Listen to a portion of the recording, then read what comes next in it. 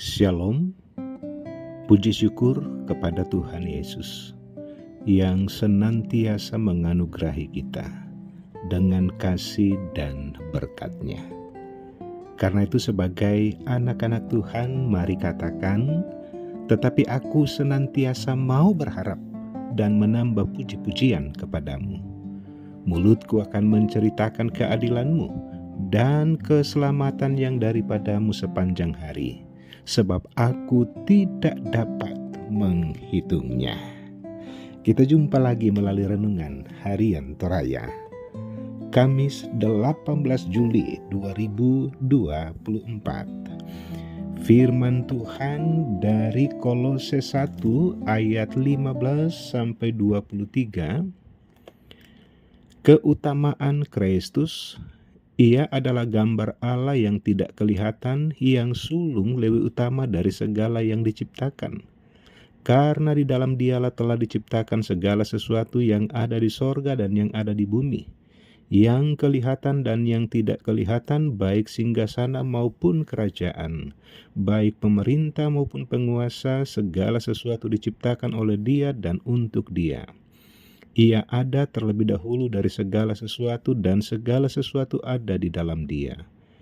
Ialah kepala tubuh, yaitu jemaat. Ialah yang sulung, yang pertama bangkit dari antara orang mati, sehingga Ia yang lebih utama dalam segala sesuatu. Karena seluruh kepenuhan Allah berkenan diam di dalam Dia, dan oleh Dialah Ia memperdamaikan segala sesuatu dengan dirinya, baik yang ada di bumi maupun yang ada di sorga, sesudah Ia mengadakan pendamaian oleh darah salib Kristus.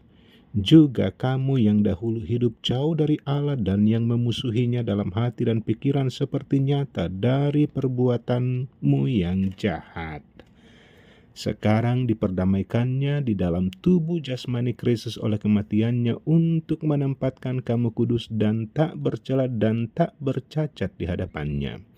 Sebab itu kamu harus bertekun dalam iman, tetap teguh dan tidak bergoncang, dan jangan mau digeser dari pengharapan Injil yang telah kamu dengar dan yang telah dikabarkan di seluruh alam di bawah langit, dan yang aku ini, Paulus, telah menjadi pelayannya.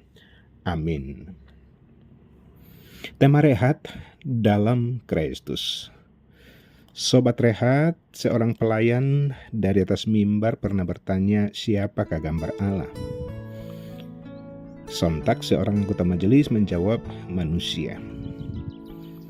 Jawaban anggota majelis tersebut mungkin juga mewakili pemahaman awal kita mengenai gambar Allah.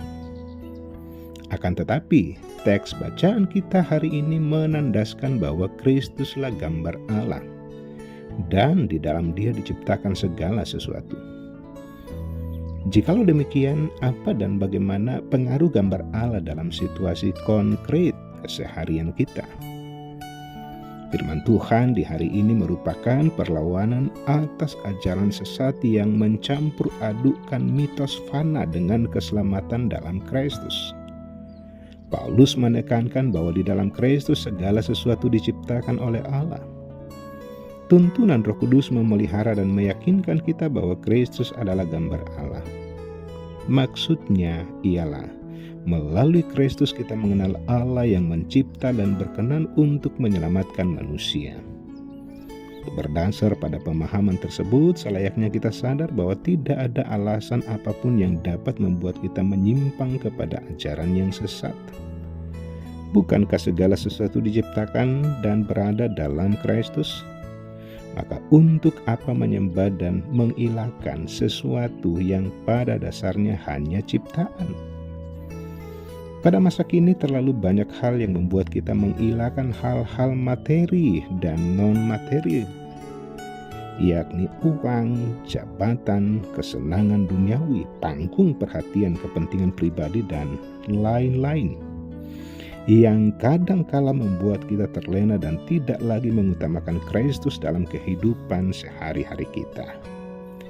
Karena itu bertobatlah jika kita pernah menyimpang dari Kristus, karena kasih-Nya lebih besar dari pelanggaran kita. Yesus yang memperdamaikan kita dengan Allah dan kuasa Roh Kudus senantiasa menguatkan kita untuk teguh berpegang dalam Kristus. Amin. Kita berdoa, syukur atas firman-Mu di hari ini yang senantiasa menuntun kami untuk hidup berpadanan dengan firman Tuhan. Ajari kami Bapa untuk mendasarkan seluruh kehidupan kami di dalam Kristus Yesus. Bapa di sorga, ajari kami untuk senantiasa menyerahkan seluruh karya kerja dan pelayanan kami di bawah kuasa kasih Kristus. Berkati anak-anak Tuhan dimanapun berada di hari ini, dalam segala kondisi dan keberadaan masing-masing. Berjalan bersama dengan Tuhan, kami senantiasa dituntun dan dikuatkan bahwa kehidupan kami sungguh berarti. Dan apa yang berarti kami mau persembahkan untuk Tuhan. Ampuni segala dosa dan keterbatasan kami di dalam nama Tuhan Yesus. Dan karena itu terimalah berkat Tuhan, kasih karunia Tuhan Yesus Kristus, dan kasih Allah dan persekutuan Roh Kudus menyertai kamu sekalian. Amin. Demikian sapaan firman Tuhan, maju terus di dalam Tuhan. Tuhan Yesus memberkati.